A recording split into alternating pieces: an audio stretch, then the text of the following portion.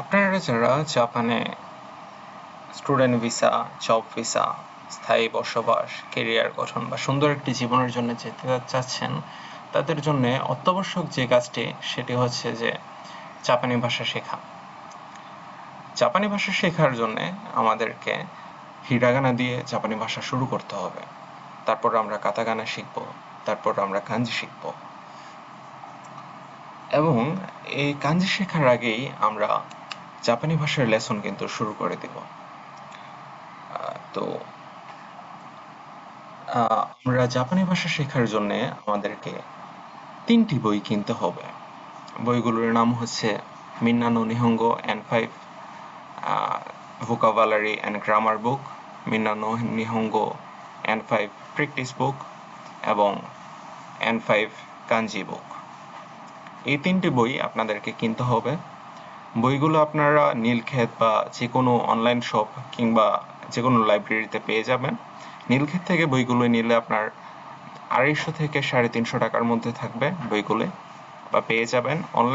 অনলাইনে কেনার ক্ষেত্রে বইগুলোর দাম সেলারের উপরে ডিপেন্ড করে যে সেলার কত টাকা করে রাখছে। তবে যদি আপনারা ঘাটাঘাটি করেন তবে অবশ্যই বইগুলো ভালো দামের মধ্যে অনলাইনেও পেয়ে যেতে পারেন। আর এমনিতেও অনলাইনে পিডিএফ বই পাওয়া যায়, সেগুলো কিন্তু সম্পূর্ণরূপে ফ্রি। আপনারা ফ্রিতেই বইগুলি ডাউনলোড করতে পারবেন। এবং বইগুলি, তবে আমার রিকমেন্ডেশন থাকবে যে আপনারা বইগুলি অফলাইনেই বা আপনার অ্যাকচুয়াল হার্ড কপি বইগুলোই কিনুন। কারণ স্ক্রিন টাইমে থাকলে বা স্ক্রিন টাইমে পড়াশোনা ওইভাবে হার্ড কপি দিয়ে যেরকম পড়াশোনা হয় স্ক্রিন টাইমে ওরকম পড়াশোনা হয় না। তো আপনাদের প্রতি আমার অনুরোধ থাকবে যে আপনারা যদি সমস্যা না থাকে কোনো, তাহলে আপনারা অ্যাকচুয়াল হার্ড কপিগুলো কিনুন, কারণ সেগুলো আপনাদের পড়াশোনায় সাহায্য করবে। তো আমরা যেটা দিয়ে শুরু করব সেটা হচ্ছে হিরাগানা দিয়ে। জাপানি ভাষায় যে কোনো কিছু লেখালেখি করা বা জাপানি যে শব্দগুলো আছে সেগুলোই লেখার জন্যে হিরাগানা ব্যবহার করা হয়। এবং কাতাকানা ব্যবহার করা হয় হচ্ছে যেগুলো কিনা ফরেন শব্দ আছে বা বিদেশি শব্দ আছে সেগুলো লেখার জন্য। যেমন ধরুন যে আমার নাম আরিফুল ইসলাম। তো এই আমার নামটি যদি লেখার জন্য যদি আমি জাপানি ভাষায় আমার নামটি লিখতে চাই, তবে কিন্তু আমাকে কাতাকানা দিয়ে লিখতে হবে, আমি হিরাগানা দিয়ে লিখতে পারবো না। আবার ধরুন যে আরেকজনের নাম মাইকো মিরা, এটা কিনা জাপানিজ নাম, সেক্ষেত্রে জাপানিজ নাম লেখার ক্ষেত্রে কিন্তু আমরা আবার হিরাগানা দিয়ে লিখতে পারবো। এই এই হচ্ছে হিরাগানা এবং কাতাকানার বৈশিষ্ট্য। তবে জাপানি ভাষার বইয়ে আহ, এই কাতাকানার ব্যবহার খুবই কম। শুধুমাত্র বিদেশি শব্দ লেখার জন্য যেহেতু ব্যবহার করা হয়, তাই কাতাকানা খুব কম ব্যবহার করা হয়। তবে কাতাকানা শেখা ছাড়া, না শিখে আপনারা কোনোভাবে পরীক্ষা পাশ করতে পারবেন না, তাই দুটোই আপনাদেরকে শিখতে হবে। এবং তারপরে যেটি আসে সেটি হচ্ছে যে কাঞ্জি। এই যে আমাদের কাঞ্জি, এগুলো হচ্ছে মূলত, কাঞ্জি বলতে বোঝানো হয় যে চাইনিজ ক্যারেক্টার। চাইনিজ ক্যারেক্টার বা আলফাবেট বলা হয় কাঞ্জিকে। তো এই চাইনিজ ক্যারেক্টার মূলত আসে হচ্ছে যে জাপানে একজন ব্যক্তির মাধ্যমে, যিনি কিনা চায়নাতে কিছু কাজের জন্য ভিজিট করেছিলেন, এবং উনি দেখলেন যে সেখানে গিয়ে যে চাইনিজ মানুষরা বা চাইনিজ পিপল, তারা প্রত্যেকটা শব্দ বা প্রত্যেকটা ওয়ার্ড লেখার জন্য ওরা শুধুমাত্র একটি করে আলফাবেট ব্যবহার করে, বা একটি শব্দ দিয়ে তারা একটি ওয়ার্ড তৈরি করে ফেলে, বা একটি লেটার দিয়ে একটি ওয়ার্ড তৈরি করে ফেলে। যেমন এখানে উদাহরণস্বরূপ আছে এই যে ইয়ামা, ইয়ামা মানে পাহাড়। তো এই একটি একটি মাত্র ক্যারেক্টার দিয়ে কিন্তু আমরা একটি ওয়ার্ড প্রকাশ করতে পারছি। তো জাপানি ভাষার ক্ষেত্রে কাঞ্জির ব্যবহারটা সবচেয়ে বেশি হয়ে থাকে। 80% টাইমস কাঞ্জি দিয়ে রিডিং বা রাইটিং লেখা হয়, বা রিডিং পড়া হয় বা রাইটিং লেখা হয়। সাহিত্য বই বলেন বা কবিতা বলেন বা যে কোনো একাডেমিক বই বলেন, সেগুলোতে কিন্তু 80%-এর বেশি কাঞ্জি থাকে। তবে আমাদের N5 পরীক্ষায় পাশ করার জন্য আমাদের শুধুমাত্র 110টি কাঞ্জি শিখতে হবে। আর আমরা N1 পর্যন্ত সাধারণত 2000-এর উপরে কাঞ্জি শেখা লাগে। তবে আমরা ওই দিকে যাব না, আমাদের যেহেতু উদ্দেশ্য N5 এবং N4 পাশ করা। যেহেতু স্টুডেন্ট ভিসার জন্য মিনিমাম N5 প্রয়োজন এবং জব ভিসা বা SSW এর জন্য আমাদের N5 এবং N4 পাস করা প্রয়োজন। আর যারা ই ভিসা ইট্রাকে স্টুডেন্ট ভিসা ইট্রাকেও যেতে চাচ্ছেন, যে আপনারা আইএলটিএস দিয়ে জাপান যাচ্ছেন, তবে জাপানি ভাষাটা শেখা গুরুত্বপূর্ণ আপনাদের জন্য, কারণ জাপানি ভাষা না শিখে জব পাওয়া খুবই খুবই কঠিন হয়ে যায়। জাপানে পার্ট টাইম জব পাওয়া বা জাপানে বসবাস করাও অনেক কঠিন হয়ে যায় জাপানি ভাষা না শিখে। তো সেক্ষেত্রেও আপনাদের জন্য এটা গুরুত্বপূর্ণ যে হ্যাঁ N5 পাস করা, আর যদি সম্ভব হয় যারা এই ট্র্যাকে যাচ্ছেন N4 যদি সম্ভব হয় তাহলে পাস করে যাওয়া ভালো। N5টা অ্যাটলিস্ট প্রয়োজনীয়। আর যারা স্টুডেন্ট ভিসা যাচ্ছেন, স্টুডেন্ট ভিসার ডকুমেন্ট প্রসেস করার আগে তো অবশ্যই N5 পাস করতে হবে। N5 পাস করার পরে স্টুডেন্ট ভিসার ডকুমেন্ট প্রসেস করতে হবে। তারপরে দেখা গেছে যে আপনারা ডকুমেন্ট প্রসেস চলাকালীন সময়ে আপনারা বা স্কুল সিলেক্ট করার পরে আপনারা N4 শুরু করবেন। N4 শেষ করে জাপান যাবেন। N4 শেষ না করে কেউ জাপান যাবেন না, কারণ এটা আপনার জন্য ক্ষতিকর হয়ে যাবে, কারণ বসবাস করা বা জব পাওয়া খুবই ডিফিকাল্ট হয়ে যাবে আপনার জন্য। তো জাপানি ভাষা আমরা শুরু করব হচ্ছে হিরাগানা দিয়ে, তারপর আমরা কাতাগানা শুরু করব। হিরাগানা কাতাগানা শেষ করার পরে আমরা শুরু করব হচ্ছে ভোকাবুলারি এবং গ্রামার বই দিয়ে। ভোকাবুলারি এবং গ্রামার বইটা দেখতে মূলত অনেকটা এরকম। এই যে আমাদের এখানে ভোকাবুলারি এবং গ্রামার আছে, এগুলো কিনা আমরা এই যে এরকম হয়। অনেকগুলো ভোকাবুলারি গুলো অনেকটা দেখতে জাপানি ভাষায় এরকম হয়। যেমন ওয়াতাশি, এটা হচ্ছে ওয়াতাশি মানে আমি। যেমন ওয়াতাশি তাচি আমরা, এরকম বোঝানো হয়। ভোকাবুলারি ক্ষেত্র বিশেষে ভিন্ন ভিন্ন হয়ে থাকে। আমরা এগুলো শিখবো। শেখার পরে আমরা গ্রামার শুরু করব। প্রথমে ভোকাবুলারি শিখবো, তারপরে আমরা গ্রামার শুরু করব। গ্রামার শুরু করার পরে আমরা কি করব, আমরা কাঞ্জির দিকে যাব। সরি, আমরা কাঞ্জির দিকে যাব না, গ্রামার শেষ করার পরে আমরা যাব প্র্যাকটিস বইয়ের দিকে। তারপরে আমরা একটা সার্টেন টাইমের পরে আমরা যেটা করব, আমরা তখন কাঞ্জি শুরু করব। যেমন আমরা 15 লেসন পর্যন্ত পড়া শেষ হলে তারপর আমরা কাঞ্জি শুরু করব, কারণ কাঞ্জি শুরুতেই যদি আমরা জাপানি ভাষা শেখার শুরুর দিকে আমরা কাঞ্জি শুরু করি, তবে তাহলে আমাদের জন্য শেষ করা খুবই কষ্টকর হয়ে যাবে। তবে জাপানি ভাষা N5 শেষ করার জন্য আমাদের মাত্র 110টি কাঞ্জি শিখতে হবে, এরকম কাঞ্জি 110টি শিখতে হবে।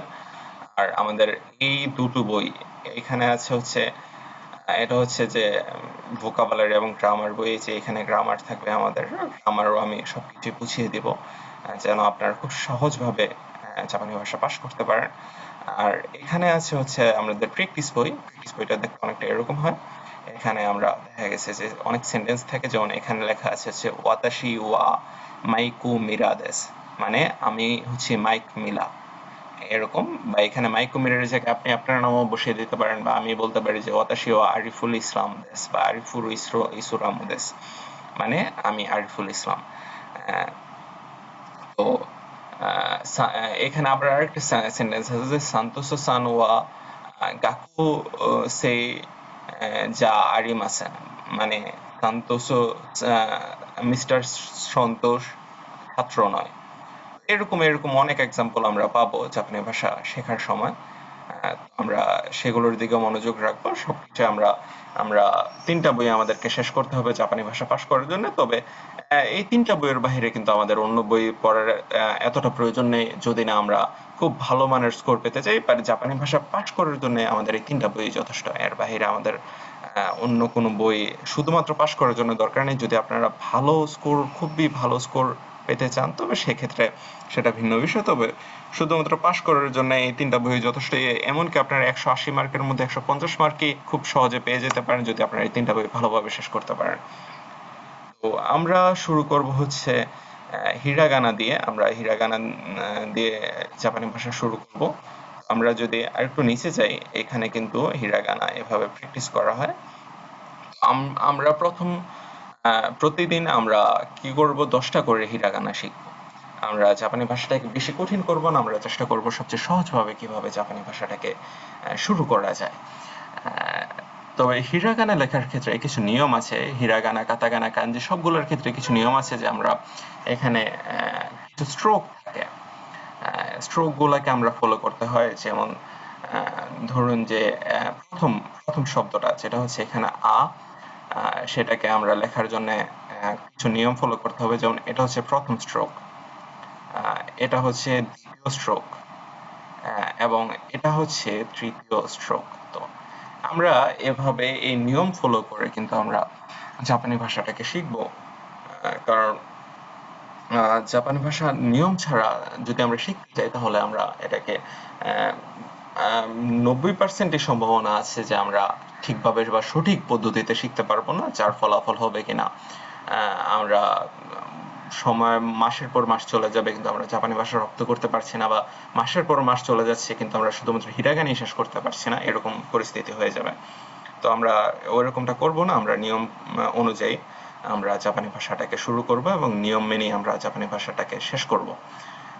তো এই গেল আজকের জাপানি ভাষার ইন্ট্রোডাকশন। আমি আছি আরিফুল ইসলাম আপনাদের সাথে। পরবর্তী ভিডিওতে আমরা শুরু করব হিরাগানা দিয়ে, তারপর হিরাগানা শেষ করার পরে কাতাগানা শুরু করব, তারপরে আমরা ভোকাবুলারি এবং গ্রামার বই শুরু করব। ভোকাবুলারি এবং গ্রামার বই প্রত্যেকটা লেসন শেষ করার পরে আমরা প্র্যাকটিস বইয়ে যাব এবং প্র্যাকটিস বইয়ের প্র্যাকটিস লেসনগুলো শেষ করব। প্রতিটা লেসন গ্রামার এবং ভোকাবুলারি শেষ করার পরে আমাদেরকে প্র্যাকটিস বইটাও প্রতিটা লেসন শেষ করতে হবে ধারাবাহিকভাবে। তারপর আমরা কাঞ্জি শুরু করব। তো আপনারা যদি এই ভিডিওটি ইউটিউব থেকে দেখে থাকেন, তবে যদি রেগুলার এই কোর্সটি শেষ করতে চান স্বাভাবিকভাবে, বা রেগুলার ভিডিওগুলো পেতে চান, তবে আপনারা সাবস্ক্রাইব করে রাখতে পারেন বা ভালো লাগলে লাইক দিয়ে রাখতে পারেন ভিডিওতে। আর যদি আপনারা ফেসবুক থেকে দেখে থাকেন তবে আপনারা চ্যানেলটি ফলো করে রাখতে পারেন বা পেজটি ফলো করে রাখতে পারেন, ফেসবুক পেজটি, এবং ভালো লাগলে লাইক দিতে পারেন। আর যদি আপনারা চান যে আপনাদের বন্ধু বান্ধব বা ভাই ব্রাদার আত্মীয় স্বজন তারাও জাপান যাবে বা তারা জাপান যেতে চায়, তাহলে তাদের সাথেও ভিডিওগুলো শেয়ার করতে পারেন। কারণ আমার আমার চেষ্টা থাকবে যে একদম একদম সবচেয়ে সহজ পদ্ধতিতে আপনাদেরকে এই জাপানি ভাষা শুরু করানো এবং জাপানি ভাষা শেষ করে দেওয়া, এবং এই কোর্সটা সম্পূর্ণরূপে ফ্রি থাকবে। অনলাইন আপনারা সম্পূর্ণরূপে ফ্রিতে পেয়ে যাবেন, এবং আমার বিশ্বাস যদি আপনারা এই কোর্সটা শুরু থেকে শেষ পর্যন্ত লেগে থাকেন এই কোর্সটিতে, বা শুরু থেকে শেষ পর্যন্ত আপনারা কমপ্লিট করেন এই কোর্সটি, আমার বিশ্বাস ইনশাল্লাহ আপনারা জাপানি ভাষায় N5 পাস করতে পারবেন, এবং N5 কোর্সটি শেষ হওয়ার সাথে সাথেই আমরা আবার N4 শুরু করে দেব, এবং প্রতিদিন ভিডিও আপলোড হতে থাকবে। আপনারা প্রতিদিন প্র্যাকটিস করবেন, আমি আশা করি শিক্ষার্থীরা যারা আছেন প্রত্যেকদিন প্র্যাকটিস করবেন, এবং আমি আশা রাখি যে আপনারা হাল ছাড়বেন না, অবশ্যই চালিয়ে যাবেন, যতই পরিশ্রম হোক যতই কষ্ট হোক চালিয়ে যাবেন। কারণ ডিসিপ্লিন সবসময় সবকিছুকে ছাড়িয়ে যায়। আপনাদের যদি ডিসিপ্লিন থাকে, মোটিভেশন দিয়ে অবশ্যই হবে না, ডিসিপ্লিন থাকতে হবে। ডিসিপ্লিন থাকে তবে আপনারা জাপানি ভাষা খুব সহজেই আপনারা শেষ করতে পারবেন। 3 থেকে 4 মাসের মধ্যে খুব সহজে আপনারা শেষ করে ফেলতে পারবেন। আমি দেখা গেছে যে 1 থেকে 1.5 মাসের মধ্যে পুরোটা কোর্স শেষ করে দেব। বাট আপনারা যেহেতু ভিডিওগুলো ইউটিউবে থাকবে, ইউটিউবে ফেসবুকে থাকবে, আপনারা খুব সহজেই সেখান থেকে ভিডিওগুলো অ্যাক্সেস করতে পারবেন, এবং ভিডিওগুলো খুব শর্ট করে করা হবে। যেমন 10 থেকে 15 মিনিটের মধ্যে প্রত্যেকটা ভিডিও রাখার চেষ্টা করব, যেন আপনারা প্রতিটা ভিডিও রিপিট করে আপনারা শিখতে পারেন। তো এই গেল আজকের ইন্ট্রোডাকশন, এবং আমরা পরবর্তী ভিডিওটি দেখার জন্য আমন্ত্রণ রইল, যেন আপনারা জাপানি ভাষা খুব সহজে শুরু করতে পারেন। হিরাগানা দিয়ে আমরা শুরু করব। ধন্যবাদ সাথে থাকার জন্য। আসসালামু আলাইকুম, আল্লাহ হাফিজ।